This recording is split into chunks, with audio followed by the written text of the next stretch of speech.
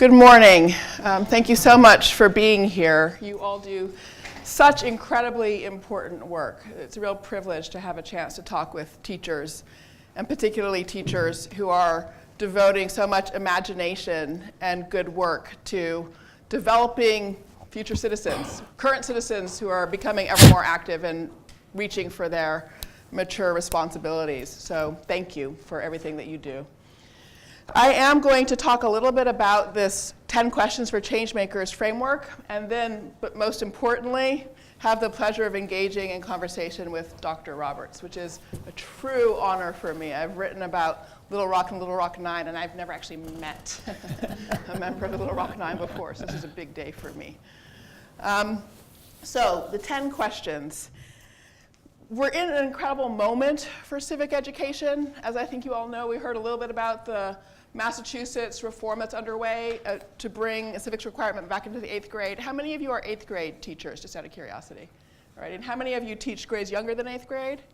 Great. And how many of you high school then? It's mainly, okay, terrific. So it's this lovely moment where I think there's been a lot of experimentation in civic education over the last couple of decades. There's been all the work in action civics, which a lot of you know about. Mayor Levinson here at Harvard's Graduate School of Education has done a lot there. There's ongoing work in civic literacy and just a question of how you make sure students have the basics about our political institutions to know how to operate the levers of our government.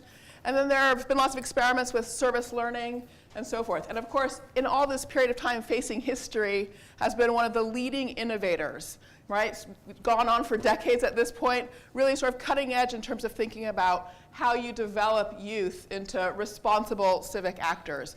And the core of the Facing History work, as I understand it at least, is exactly this issue of choice making, putting young people in a context where they have to think their way through choices.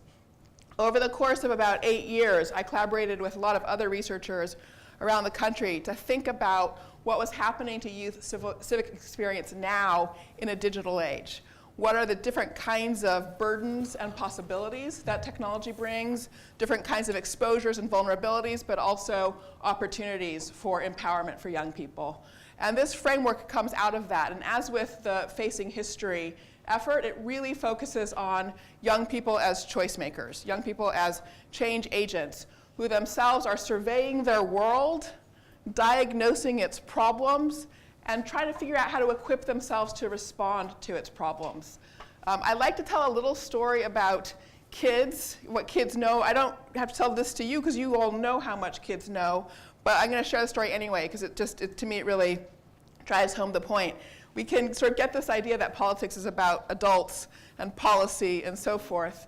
And I think that really cements into place sometimes stale or even possibly sort of wrong-headed approaches to some of our core collective political and social problems.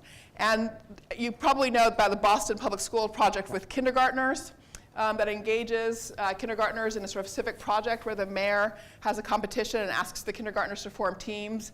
And their job is to come up with a project that will be interesting for the city. There's a few key adjectives. I can't remember them all, but sort of interesting, equitable, I believe, and the kids get together, they work on ideas.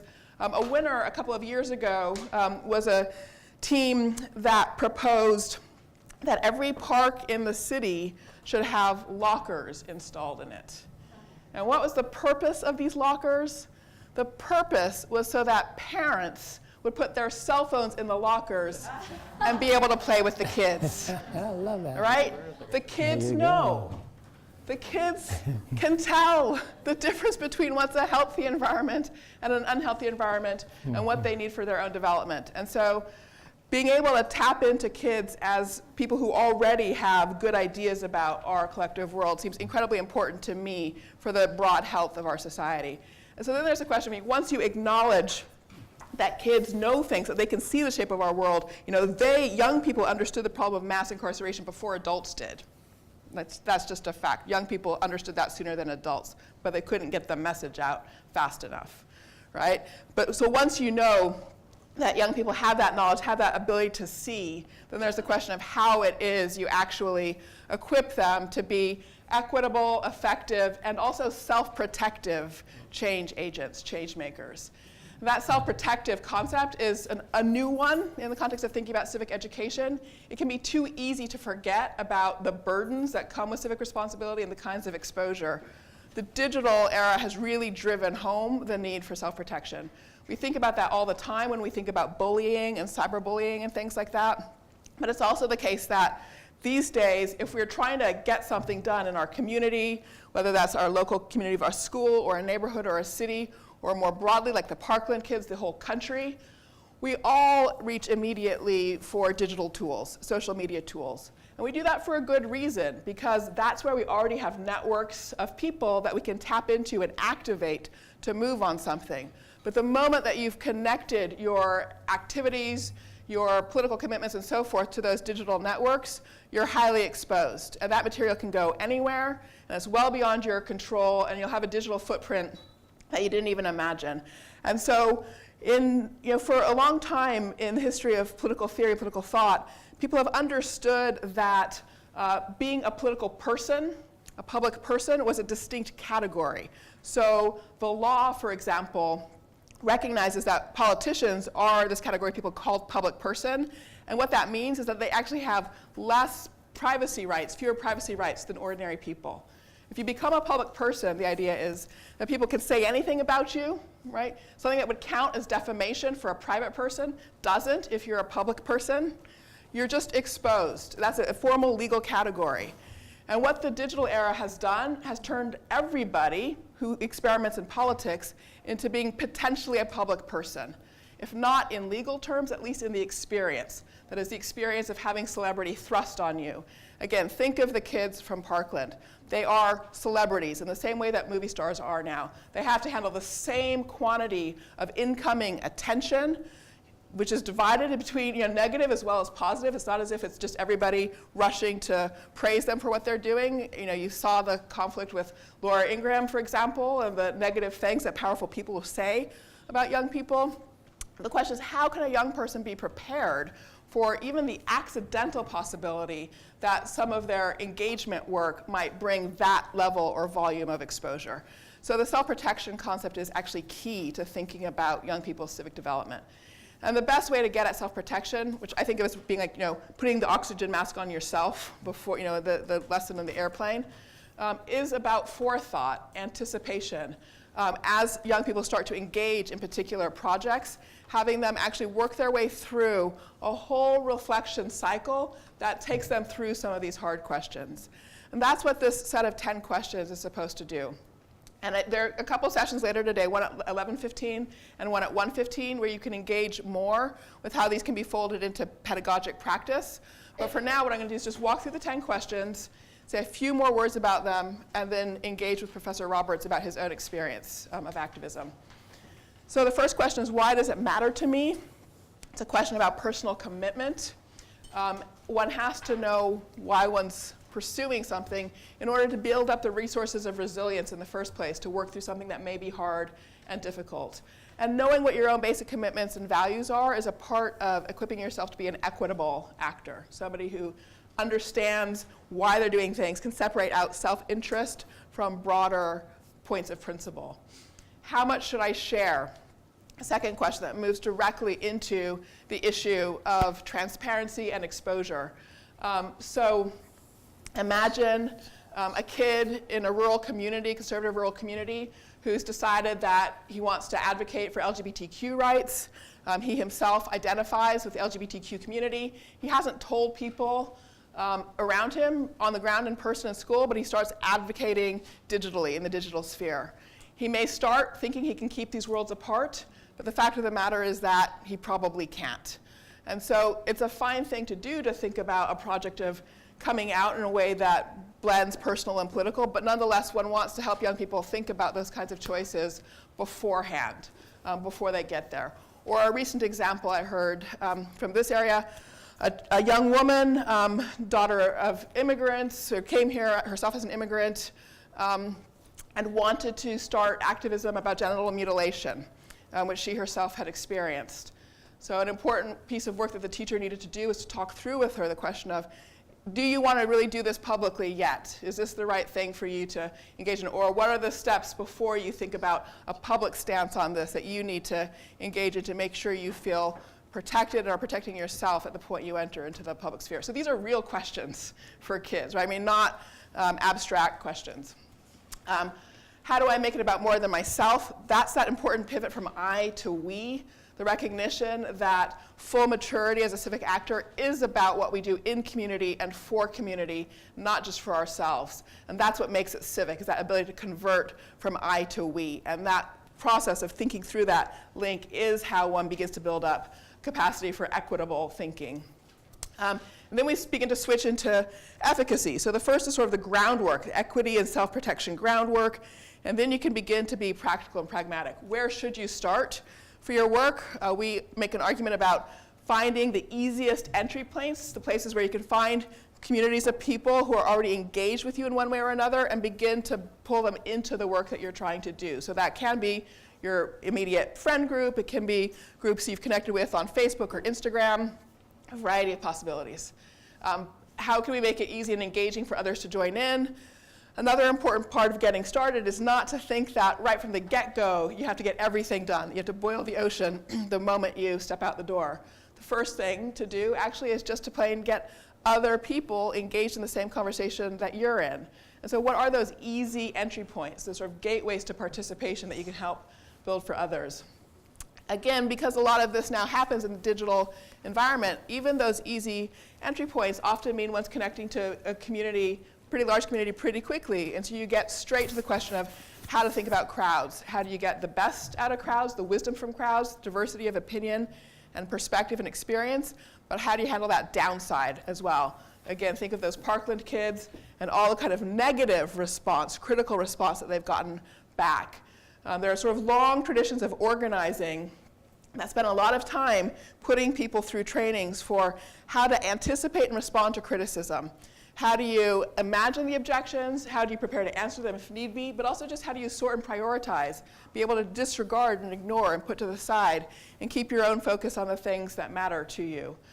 These are not easy things to do, but this is what kids are exposed to now when they begin to engage civically. And then there's this critical question, which I think number 8, one of the most important ones for young people in this era where it's so easy to sort of change your profile picture to symbolize a commitment to a particular line of work. Are we pursuing voice or influence or both, is the question. Both are terrific. What does this difference mean? Sometimes, as a civic agent, what you might want to do is simply make sure your voice is heard, that your voice, your point of view on an issue is in the mix, so that when people say, well, public opinion is X or Y, your voice has been there too and is helping to fill out the portrait of what the public thinks. That's expression, that's voice. But it may be that you want to go beyond expression, beyond simply sort of achieving your own authenticity by making your own views visible, to actually change how a decision maker is making a decision of some kind. So that's the movement from voice to influence, where in addition to authentically conveying your point of view, you want to see to it that your point of view has an impact on a specific decision maker. And here on that point, it's important to remember that decision makers come in all kinds of shapes and sizes. Yes, they're in Congress. Yes, they're in the state assembly, but they're also in city council. They're also in the library, where there's a group of people making decisions about how the programming in the library operates. Right? So their decision makers come all over the place in all spaces and contexts. And this is one of the things young activists today have really discovered. If you pay attention, right, so the Parkland kids went to the Florida State Assembly. They began communicating with Congress. But then, as they began to be frustrated in some of those places, they also went straight to the corporations that are manufacturing guns. Right? So the point is that the places where there are decision makers to be impacted are just infinite. They're not just in political institutions. And one of the things that the digital era has changed is the accessibility of decision makers in the spaces other than political institutions. So just a much bigger field of influence available to everybody than there used to be. All right, but this question, are we pursuing voice or influence or both? And then the following one, how do we get from voice to change? These are actually where sort of traditional civics education comes in. right? The question, how does a bill become a law? How do you actually use the institutions of your government? One needs to know how to pull those levers. That's an important part of developing as a civic actor. But it's in that sort of tactical area, and what we've been trying to do in this framework is to enfold that tactical education in a broader ethical education. Again, as you'll have heard, reflection on issues of equity and self-protection being the starting point before you even get to this issue of how do I submit a recommendation about a bill to the assembly? How do I write a letter to the editor on a specific policy that's moving forward? Alrighty? And then the last question, but by far not the least by any stretch of the imagination, how do we find allies? This is the place where I think a lot of civic actors, adult as well as youth, can fall down. They can have a great idea, do a lot of research on a sort of policy direction or a solution to the problem, really clarify their own values and commitments and why they're doing things, prepare themselves to deal with objections, and forget to ask anybody for help, right? And it's that last step, asking people for help. It's funny, but it really doesn't come naturally to people, actually. There is a sense in which, I'm not sure exactly why, this is something I kind of, if you have thoughts, I would love to know. I sort of reflect on why is it that as people think about the civic thing they want to do, so often they think that, I have to do it. I have to get out there and be a change agent. Whereas actually the we idea needs to go all the way through. It's not just that we're looking for solutions that are for all of us, and sort of an I to we motion there, but that as we do our work, we need to do it. And power and strength and success come from that capacity to find allies. For young people, too, it's really important that they recognize that old people, right, like all of us, can be allies. So they shouldn't think of what they need to do. So while they're growing and developing their own projects, and their independence and autonomy is an important part of that, it's then also important that they be willing to form cross-generational networks and alliances to help them take their work forward. So that's the rough picture of the 10 questions. What we found in our work with teachers is that there are lots of different ways people can pull the questions into their teaching. So the questions can be used to analyze historical cases, and that's what Professor Roberts and I are going to do in a minute. Or the questions can be used to invite students to study a current case. So you could use these questions, for example, to analyze the Parkland case. And how did the Parkland kids answer each of these questions or respond to each of these kinds of issues? Or if you're working in an action civics context and the students have their own projects, you can fold these questions into helping them develop their projects. So we think of this as understanding, the sort of historical use, inquiry in the context of examining a current case of activism, and action when you fold these questions into a student's own action project. But let me stop there in terms of the broad overview. And I'm going to just see if you have any questions on all of this before we get to the truly important part of our conversation. So broad questions or clarifying questions. Yes.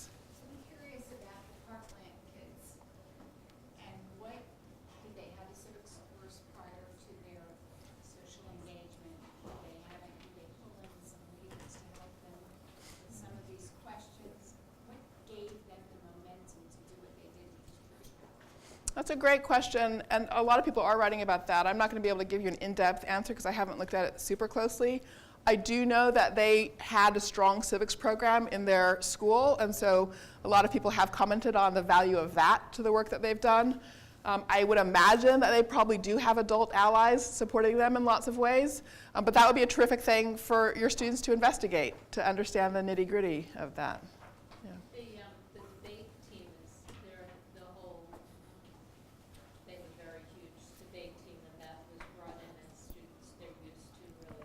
Great. Presenting their positions, and that was really pointed out as being a support for them. Terrific. So can everybody hear that? There was a debate team. There's a debate team at Parkland that's very strong and active. Other questions? Oh, thank you.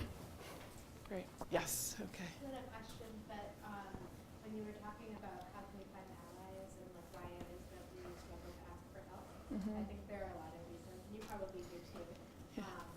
One reason I think is that we're such an individualistic society, and that is so rooted in both capitalism and ableism. Yeah. And we're just so so afraid to be, sorry, I have a cold, so if you can't hear me, that's why. But I was saying that we're so rooted in capitalism and ableism that it's really hard to be seen as dependent on each other. It's really stigmatizing. Yeah. Yeah, you need it.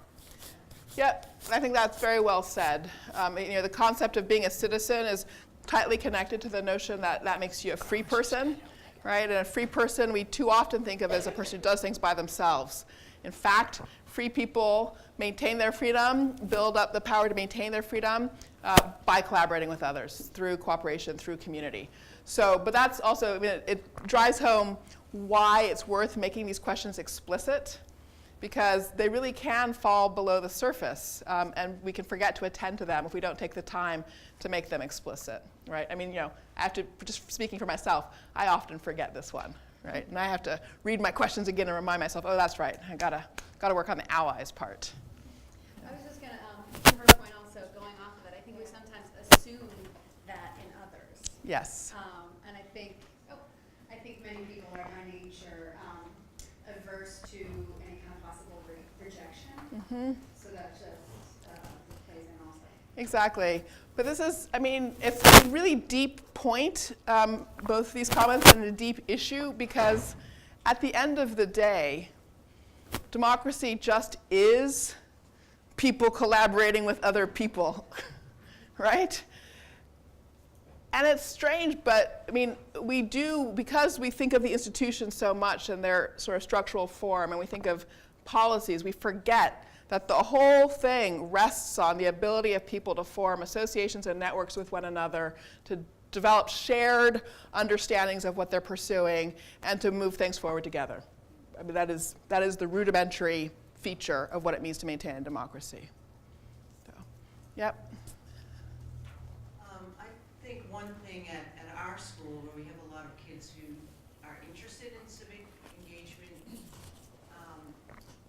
they don't know how to, they still need a leader. Like, they still need a student leader. I'm just looking at this photograph up here. It takes, even with a group of kids who are motivated, it takes a leader among that group.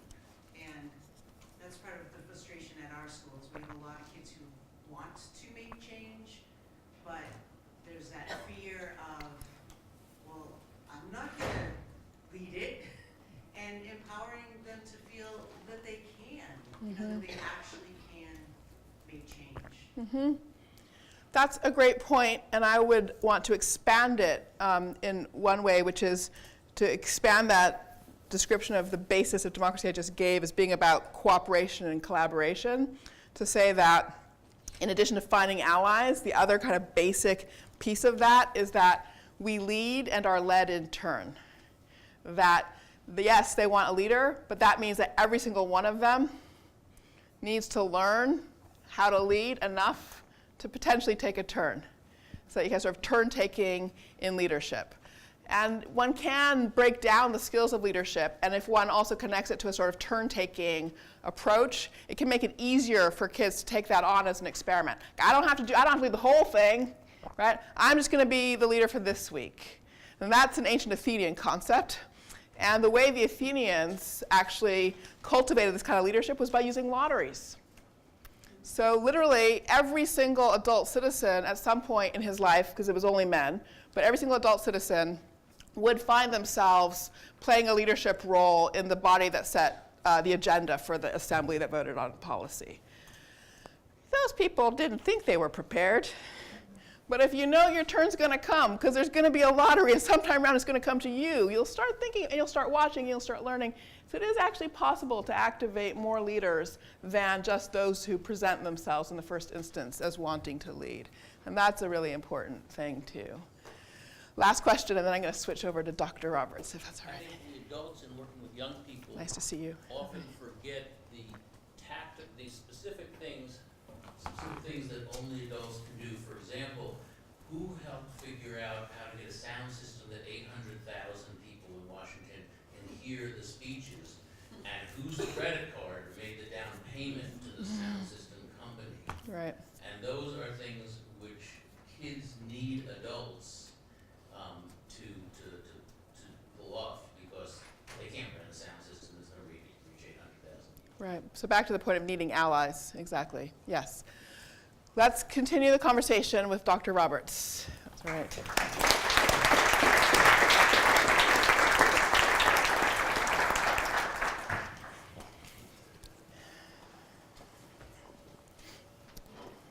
Andrea, this is mine. Don't bother. Okay, we need So- to probably get out of this light. It's true. Is this Can we going to do bother that? you? Now, are we going to be okay from the point of view of the camera as well? The Can we go camera, that way? he's Okay. flexible, All righty. or should be. Perfect. He's Good. an ally, if not. All right. Already. So, it's much better. Yes, Much it is. better. It's true. And I'll just turn a little bit this way. First of all, I just want to say, Okay. I just want to say thank you. Well, my pleasure, First of my all. pleasure being here. It's the first Not time just for I've being met here, Danielle. not just for being here, but for all All that the you other did. stuff? Exactly. Yes, Alrighty. all the other stuff. I love it. Thank you. Very cool. So, Switch it the on. microphone. You didn't tell me about that. exactly. There's always little some tricks. It's not my fault. So I'd like to take you back to the time between 1954 and 1957. Okay. Okay? Okay. You ready? I'm ready. Ready? Because, so you'll all know, I think probably lots of you already know the story of the integration of Central High in Little Rock. The Supreme Court in 1954, Brown versus Board of Education, declares de jure segregation unconstitutional. And at that point, planning gets underway, and Little Rock, the city, actually is proactive. It wants to integrate. The state of Arkansas is a different matter, but leadership in Little Rock is ready to start planning, and they develop, in 1955, I believe, they develop a plan for integration that will launch in September of 1957. And the NAACP, Daisy Bates, is working closely with leadership in Little Rock, and one of the first things they have to do is find young people willing to take this chance. Right. So can you talk a little bit about why you said yes? In other Wow. words, this is, Yeah, well, certainly. why did certainly. it matter to you? I think a better question would be, why would I have even considered no? I had lived in Little Rock since birth. I had the distinct misfortune of popping out of the womb in Little Rock in 1941. Now, if you know anything about that era, and you do, of course, it was really an unpleasant time, to put it very mildly. The law said I didn't count for much. The law said I didn't really matter. And that was the way it was, which really was confusing to me because it made absolutely no sense. Yet I had to figure out how to survive in that environment. And for the first 13 years of my life, we were, as a nation, operating under the aegis of the Plessy decision, the Plessy v. Ferguson decision, which declared that we, the people, should conduct our affairs in relation to each other based on racial group membership. And that was profoundly disturbing to me as a young kid. And I can't underestimate how important that was. I wanted some balance. Well, one of the first things I wanted was to be out of Little Rock. But then once I got out of Little Rock, I found out this is ridiculous because wherever I went, it was the same thing. I mean, any place south of Canada was the South. Now, that was a huge dilemma. And so when the Supreme Court ruled in the Brown case, I was literally ecstatic because now the law's on my side, first time ever. So I raised my hand very quickly when the question was put, would you join us? And we had about probably 150 volunteers. Those numbers dwindled down very quickly once we explained to our parents what we'd done at school that day. So yeah, so talk about that part. I want to get these two pieces together. So you knew with every fiber of your being that the laws that had existed were wrong. And Oh, you absolutely. you were ready to help put your energies behind making a new world out of the old one, given the legal change. But parents didn't want their kids to do that. What were the parents' concerns? Well, majority of parents were just afraid for the lives of their children. Yeah. I mean, the rumors were, and the reality was, we could have been killed. And everybody knew that. Everybody knew that. So my main fear was, how am I going to stay alive? Although, you know, at 15, you have a sense of immortality. Well, you've been young people, and you know, you death defy through life at those times. Nothing can harm you, right? So we had that going for us. But even so, we were aware at all times that this was very tenuous. We could be taken out on any given day. So that parents were more than skittish. They just said, absolutely not. Are you kidding me? No, you're not killing my child. Which is a deterrent even now. You know, you talk about change. A lot of parents, especially, won't. I would imagine even at Parkland, there were some parents who said, no, you're not getting involved because who knows what will happen. So let's talk a little bit about that, if you don't mind. I mean, parents had this, you know, I totally get the decision of the parents who said, ixnay. Ixnay. You know, my job, I brought you into this world, I'm keeping you in this world, and maybe Temporarily. well, there you go, exactly. You know, so for the families, you know, that were able to say, okay, we're gonna share everything here. We're gonna take a risk that goes to a mortal risk. So that's sort of on question 2, right? Or sorry, question 2. Yeah, how much should I share? Right. The answer in your case was you were getting ready to share everything, but I would love to hear a little bit more about the conversation inside your family as versus the conversation you heard with friends who decided not to make that choice. What do you think made it possible for you to make that really huge choice about how much to share of yourself? Well, I think first thing was when I reported to my parents that I decided to do this, they immediately responded by saying, we will support your decision 100%. Highly unusual for parents. And then they followed up by saying, if you get up there and you find you need to quit, we'll support your decision to quit 100%. There you go. Now that was an amazing thing. I don't think I completely realized it initially. But later on, I understood that I had the best of all worlds because I could stay there or leave without fear of losing their esteem. That was an amazing point. So that's really interesting, actually, because it means the choice you made was kind of nuanced. It wasn't I'm ready to share everything, absolutely, no holds barred, no backing off from it. It was, I'm going to feel my way through this thing. I'm ready to share. I think I'm ready to share as much as it's possible to share, but I'm going to walk my way through this, making judgments about that, and my parents are going to support me in that. Exactly. Right. Which I think most kids need that because you need that leeway to figure out who you are and what's going on. And if you ally yourself with some principled action and you find that it's not going to work, then what? Then you got all kind of psychological disturbances to deal with along the way. And so can you say a little bit about those early days, September 4th, when, you know, gosh, all those folks descended on Little Rock from other parts of the state, and Governor Faubus sent the National Guard out there. So you must have been feeling your way.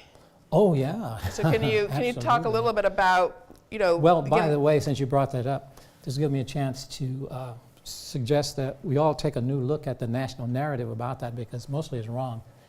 But I know the national narrative says Elizabeth came first and then the other 8 of us came as a group. That part is definitely wrong. And it's not so bad because it's out there and you can't do anything about it. But just know that some of that stuff you read, you have to really investigate closely. So Elizabeth did come by herself. Right, but you guys were already there. No, I came up by myself from the other direction. And that is rarely reported. It is reported in some places. And I found Elizabeth there in a state of shock sitting on that bus bench. I didn't see her at first because the mob was so thick. I was actually surrounded by a phalanx of reporters and photographers, news people wanting to get a scoop right on the scene. So I'm blankly answering questions. But they also prevented the mob from getting to me, which is why I prolonged the interview. Yeah, okay, another question, please. So then not the other 7, but a group of 7 other students came. But another missing fact is we were 10 strong that day. We were the Little Rock 10, very briefly. And Jane Hill, who was a 10th student, and if you Google carefully, you can find her. But do Jane Hill and insert Little Rock 9 too, otherwise you'll find somebody who sells bridal products. So, then the other 7 entered as a group with ministers and so forth. But we all experienced the same thing. The guards were intractable. They would not let us through. Now, I was afraid, and that was the basic thing. The point of this whole story is to say that my fear level went off the chart right away. Because these folk what shocked me was not so much the opposition. Right. Oh, yeah, you couldn't live in Little Rock as a black person and not expect opposition at that point. Yeah. But the intensity. Right. And the intensity was magnified by the fact that you had grandparents out there holding their grandkids' hands. Wow. And I immediately saw that, and even at age 15, I could see something going on there that was terrible for this entire country, because if you've got that kind of transmission of thought and feeling and lure over how many numbers of people who do that sort of thing, we will constantly be in trouble. Right. Which probably accounts for the craziness we're in this year, 2018, Right. in many ways. But at any rate, so there I am, fearful as all get out. I make several attempts to get through. I realize it's futile, so I began to walk home. And then this adult white man begins to chase me, and I look around, and I'm ready to fight. Although I know nothing about fighting. I've eschewed fighting because once I figured out that if you fight, you might get hurt, didn't Right. want any part of it. So, but I assumed the stance. And he said, oh, no, Yeah, that's it's true, you don't know how to fight. I'm your That was friend, not the exactly. stance. He said, I'm not an enemy, I'm your friend. So at that moment, I recorded something else. Not every single white person in Little Rock wanted to kill me. Not every single one, which was good. I didn't have the exact count, but at least there was one. So I went home, and now we're in a state of limbo. And that lasts for about 3 weeks until we finally make another attempt to get into school, which was really crazy because by that time, Eisenhower, as president, had convinced the governor to comply a little bit. He allowed Eisenhower to federalize the Arkansas State National Guard. And that may not be the correct wording, he allowed. I don't think he really allowed anything. I think Eisenhower just did it. Okay, scratch that first note. And they were removed. Now, who's going to protect us? The decision was that the Little Rock police would do the job, right? Now, if you know anything about the relationship between white Southern policemen and black people, you will wonder about our sanity. But we agreed, and that was a disaster. The mob quickly overran the police lines, and there was some talk about letting the crowd hang one of us, and they would save 8, sort of 8-to-1, quid pro quo, well, not right, like, not quite. So, but Gene Smith, who was the assistant police chief, stepped in and said, no, we're saving all of them, which, by the way, caused him such problems. He killed himself a few years later based on all the flack he got. But we got out. Now, we knew we couldn't do that again. So then the third time, the successful time, we had the U.S. Army, the 101st Airborne Division. So I was a pretty happy camper at that point because I figured that from this point on, if something goes bad, I'll jump behind the soldiers and they will begin to mow people down, take them out on my behalf. That was really satisfying, even though I'm nonviolent. Well, let me alter that. I'm 99.9% nonviolent. Right. Okay, I'm not completely nonviolent. Self-defense. Right. Yeah. So I will kill in self-defense. Right.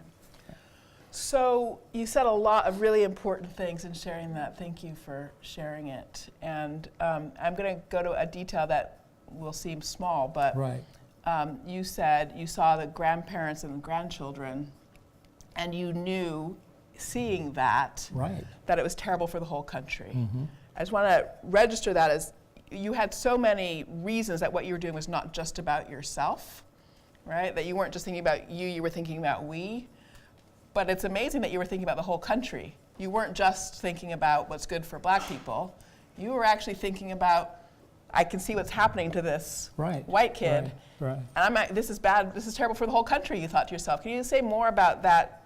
What you Well, thought, how you thought about the whole that's country? interesting. I hadn't really parsed it out quite so carefully, but looking back, my mom, wonderful woman, had great insight, and she taught all 7 of us, there were 7 kids in the family, that we were on the planet, but we were not individuals. We were not alone. We shared this space with everybody else.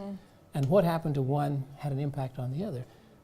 She didn't hammer the point, but she made the point, and she lived that in her. So you saw it daily. She was concerned about all of us. She had her own catering business. So in microcosm, I got to see her interact.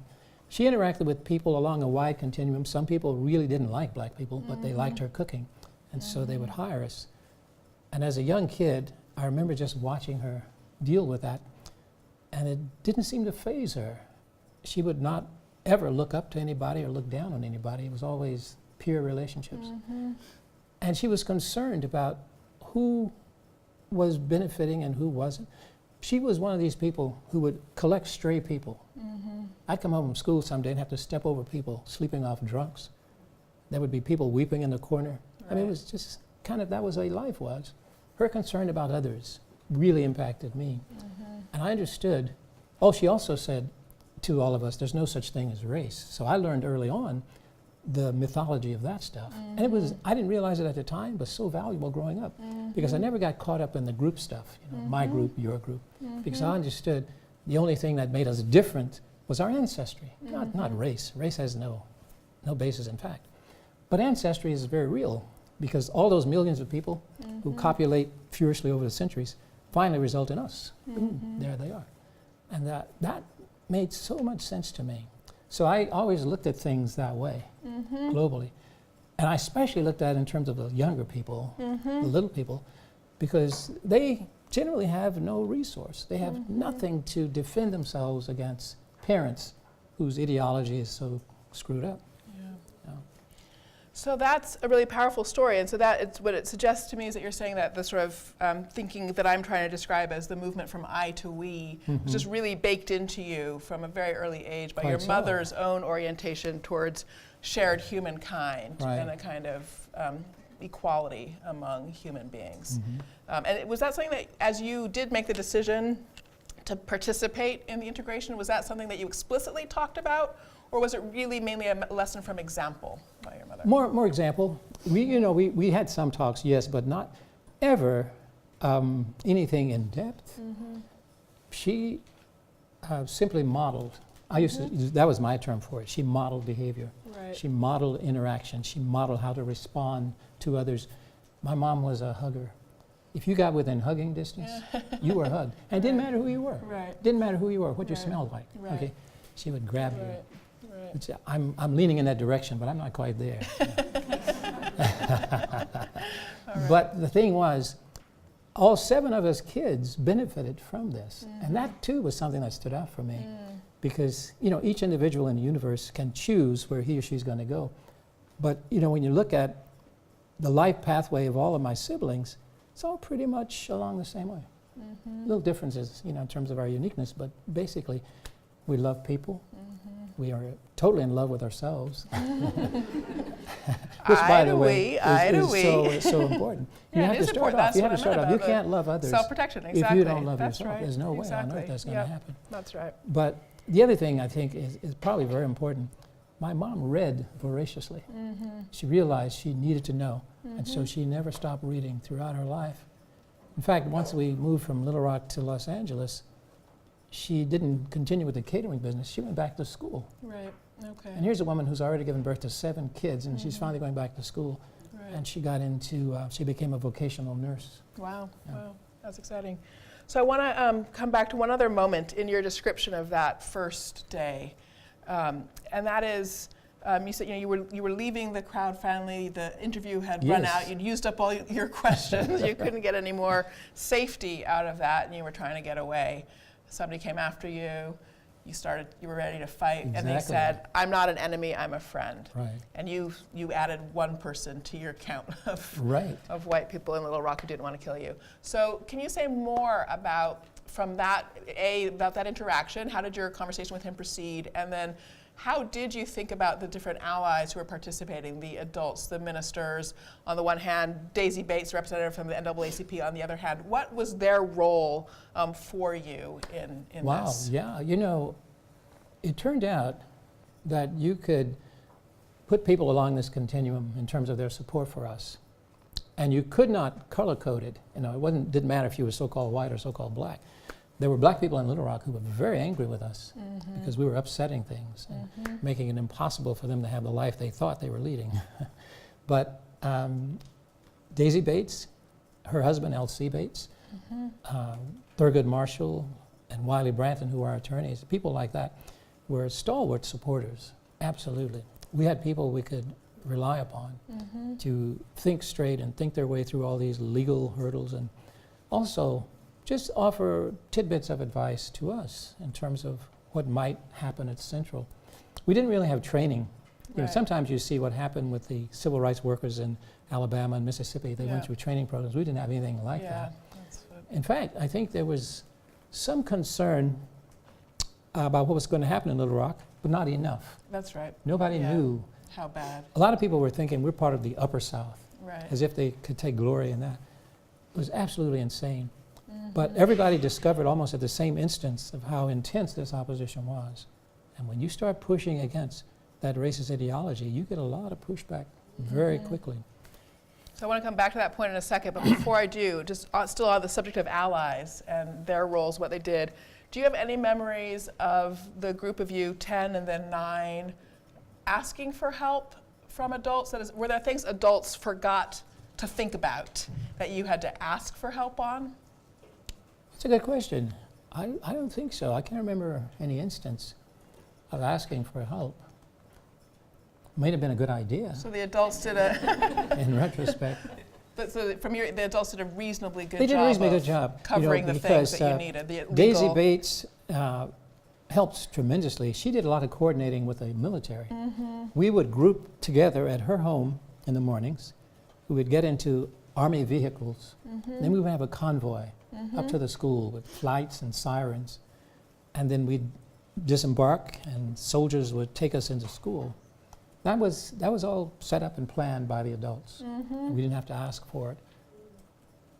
We had our own individual soldier, not the same one every day, but we had individual soldiers, and we could talk to them and they could adjust based on what we both saw. For instance, I might spy the ambush, or the soldier might spy the ambush, either one of us, but we'd inform the other. Right. And we'd change our route, that sort of stuff. Wow. So there was a lot of coordination. But the kids at Central were very devious, and they would sometimes outthink us, and we wind up getting hurt as a consequence. Can you give an but- example? Well, these tactics, I call them hit and run.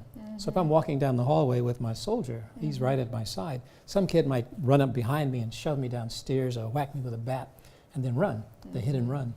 Now the soldier would be charged with the responsibility of either staying there to protect me or going after this guy.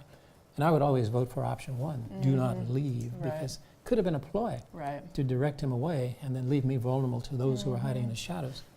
That sort of thing. You know, one time somebody asked me, did you really learn anything at Central that year? I said, of course, how to survive in a hostile environment. Right. Survival 101. Right. Right. And actually, it's quite true, but it was good. It was useful for me because I learned not only to survive, but how to master my own fear. And that was an incredible thing, So survival 101, first lesson, master your own fear. right? Can you expand on that lesson now? We're moving into how you handle the downside of crowds, which is a very innocuous way of describing, obviously, the magnitude of the resistance here. But so mastering your fear, how? At some point, I realized that other people do not make me afraid. I chose fear in response to what I saw. And I saw this murderous mob, and I responded with fear. Now, I had other options. I didn't Right. realize it at the time. By the time that thought hit me, this was sometime during the year, I thought, wow, I need to do something about that. So I began to work toward mastering the fear. I didn't do a really good job of it. And I don't think any human can do the best Right. job possible, but we can lean in that direction. And we can take charge of that fear, and we reduce its impact. That was readily apparent, because before that, I was a wreck, you know, physically, psychologically, physiologically even. I mean, it was a real mess. But now, I tell students, fear does not have to interfere with goal-directed behavior. And that was the other thing. Once you reduce that fear to a level you could tolerate, then you could focus on the academics. Because in spite of all this other stuff, it wasn't the primary thing, but there was a secondary goal to learn what they were, quote, teaching us. Yeah, whatever that was. All right. So lesson number 2 in survival 101. The first one was master your fear. What was the second lesson? Be alert. Be alert to what's around you, because stuff happens very quickly, you know, can be on top of you. You're talking about crowds. Yeah. I read Reinhold Niebuhr's work, Moral Man, Immoral Society. And he talks in there, I think his main thesis really, is that crowds of people are basically immoral. And they can do anything.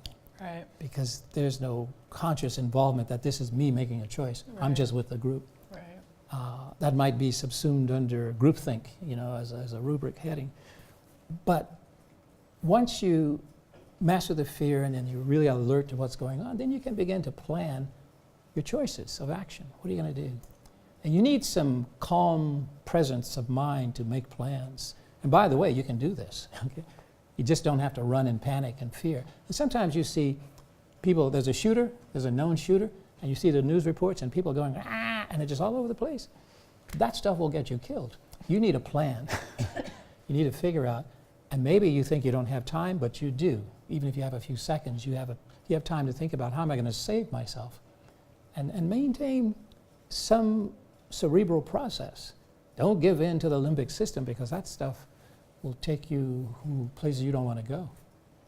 So that's a really hard thing. So if you were thinking about, you had to learn by force of necessity. Right. You were just learning because you had to survive, and you were equipped resources of love and example from your parents and your own thinking capacities to find your way to the path to survival. But if you were trying to help a young person now learn that kind of psychological self-control that gives them a chance to always bring even reflection in, even to moments of stress, what kind of lessons would you try to develop to support them? You know what I say to young people, and we do talk a lot about this, self is the basic tool that you have. That's the basic tool.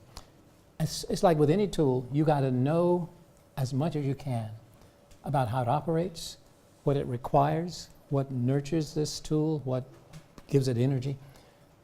And then you also understand that building the self is inside out work, not outside in. You don't go looking for things to tack on. You find in here what you need, and you build that, and you play that off what's out there, and then you readjust. But all that work is going on inside. So a lot of self-development is thinking through, who am I? What am I here for? Why am I on this planet? What is my purpose? That sort of stuff, that kind of work.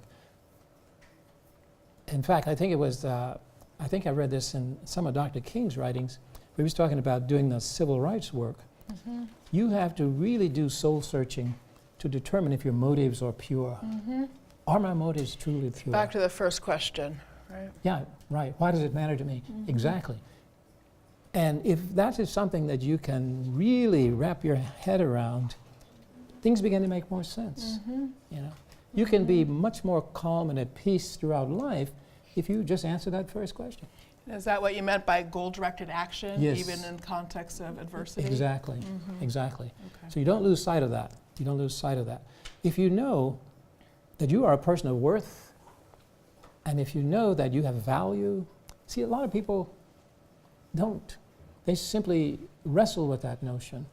A lot of high school kids, you know where I've seen the most panic? In cafeterias. There's a kid at the end of the line with a tray. Where am I going to sit? Okay. Right. That is sheer panic. Doesn't have to be. It could go something like this. I'm hungry, I have lunch, I'll sit at the available seat. How many kids do that? Some, yeah, but not a lot, not a lot. Right. We leave it up to others. See, there's this concept called peer pressure. Probably heard about that. Did you ever have peer pressure? Yeah, I had peer pressure. See, I had here's the peer deal. pressure. Here's the difference between you and me. I learned early on that that was a myth. Ah, okay, there you go. Very good. Yeah, because my mom said it's not peer pressure. If you follow what other people do, that's just stupid. Okay. She's very direct, right? So we were inoculated against peer pressure, and a wonderful good. thing. Right. So you had kids, inoculate them against peer pressure. Tell them the truth. There's no such animal. Right. It's Gotcha. about choice making. You make your own choice. If 10,000 of your peers turn left, but you deem that to be destructive or potentially so, by all means choose to go right and feel good about it. Okay. So the negative aspects of crowds are just, powerfully present in the Little Rock story. Yes. There's no way not to see that first. So I want to see if we can see a harder thing. Were there any good things that came out of the crowds in Little Rock? Yes. Now you have to now have the skill to note that with any crowd, there is never, ever unanimity of thought. Never. So there's some people in there, you just have to identify them. Now, how do you do that? Sometimes you see signs on their face. Sometimes you'll see it in their eyes and compassion just emanates from that. They're there, but you have to be, and you can only do that if you have developed a calmness and steadiness about yourself, and you know where your goal is. I'm looking for somebody who's an ally here, who can help me, and then you do that. Now, I didn't have those skills early on. They've developed over time. And that's another thing. Don't chastise yourself if you don't have all these skills at the ready, but you can always learn. That's who we are. We're learners. Lifelong learners, by the way. Over the course of that year in Central High, would you say, were you able to acquire some of that Oh, yes, skill? Can you, absolutely. any examples come to mind of where you felt yourself being able to say, I can do this now, I can make a connection with this person that I couldn't Well, do that in earlier? conjunction with the fear level diminishing, I was much calmer in the face of impending danger, rather than just panic. I would think, okay, how can I help to de-escalate the situation? What can I do? And I didn't know it at the time, but I've since come to understand what I was doing was something I've read about recently, and that is thinking for two people. Thinking for me, Great. thinking for that person. Okay, I just want a little quick timeout, right? So it was master fear, be alert, and now we've added de-escalate the situation and think for two. Right, Right? right. Anyway, but can you say more about, you realized you were thinking for two. Can you give us any examples of that kind of de-escalation or ways that you learned how to do that year? Making eye contact with your attacker, your potential attacker. And we had taken a vow of nonviolence, so we had already decided not to fight back. So what you do is you stand there and you project your humanity. And what you're asking for is, I want to meet your humanity. Can we come together? Non-verbally, this is going on. And there were instances where I could perceive, because either the person wouldn't hit me at all or would just hit me a few times and leave. And so I knew, okay, there was this... That was a person we can bring over to the good. Exactly, at some Right. point. Right. If I could absorb more blows. But it's costly. In fact, I say this to middle schoolers and they think I'm crazy. They go, Right. "No, it's not going to happen. Not Yeah. going to put myself in that situation." But nonviolence actually makes sense when you think about it. I was listening to news just this morning before I came here about the situation in Syria and some of the bellicose statements from our leaders. And not just the president, but also congresspeople who are ready to wage war. And I'm thinking they still haven't gotten it after centuries of human existence. War doesn't work. And yet we're still talking about it. And you know what they were saying? We want to rule out the use of chemical weapons. We'll still keep bullets. Right. You can't kill people this way. But here's how you can kill them. Right. And I'm thinking, well, what kind of logic is that? They're all going to be dead. But that's another story. There are probably people in this room who are warmongers. So I don't know. You may have to talk afterwards. So speaking, you mentioned Dr. King earlier, and so your invocation of nonviolence makes me want to add some of his language. So he also described nonviolence as dangerous unselfishness, Yes. which is sort of what you just described, right? Not fighting back, dangerous unselfishness. But it's interesting, I think, to try to extend the principle into other contexts. So for example, I'll just share one story of my own, which is a related story at a completely different level. But so I'm a person who gets a lot of negative incoming email and tweets and stuff like You that. do? A little less these days, actually. Wow. Yeah, I managed to get my head underneath the parapet. But I've had my massive kind of volleys of negative incoming stuff. And I've made it a practice of always responding in what you call a verbally nonviolent way, right? It's like verbal nonviolence, principle of nonviolence. I'm like, thanks for writing. And this is an interesting point. I may disagree with this other point. Well, anyhow, just send it back. And what's the ratio of types of response? I mean, the responses I get back are a very small percentage, like maybe 5%, come back again with an equally nasty thing. Really? It's a teeny percentage. Right. And then there's, that's the people who hit you some and then they go, right? And then a chunk who don't respond at all, right? That's fine. And then a surprising chunk, like almost a third, who will come back and say, I hadn't thought of that. I'm like, what the heck? Like you directed the nastiest stuff I've ever heard at me, and then I say a little tiny thing, I never thought of that. It's shocking, but it's true. And so there's a funny way in which there has been a sort of escalation of our verbal environment, which is surprisingly easier to de-escalate than you might think. And I think we probably all need to give a little thought to that. And I do wonder if we could kind of take this principle of nonviolence and sort of pull it into the verbal realm and Well, see if you we can know, make progress with it. I think we should really pursue that, because what I was just thinking about, most parents teach their kids, if another kid hits you, hit them back. I mean, when you poll people, you'll probably get that. Just hit them back. My wife and I decided, no, that's not what we're telling our daughters. We have 2 daughters. We said, never hit back. If a child hits you, appeal to the adult authority in the room. Right, Made more sense, see? right. Because you're de-escalating the violence. You're trying to stamp it out. And yet, and here's a crazy story. My oldest child, 6 years old she was, 1st grade, kid hit her. She went to the teacher, and you know what the teacher said? Hit her back. Hit her back, yes. Which meant that I had to go from mild-mannered, nonviolent person to homicidal maniac, ready to kill the teacher. Yeah. Honestly, that just shocked me. But you're right. If we did more of that. I think about it too in terms of the hate mail I used to get. Bushels of hate mail. It came 24/6. Give the postman 1 day off. And my response to it always was, I need to correct the grammar and send it back. But no one would give it a return address. Right. So had it been on the internet, I could have replied, returned, but they wouldn't give their return address.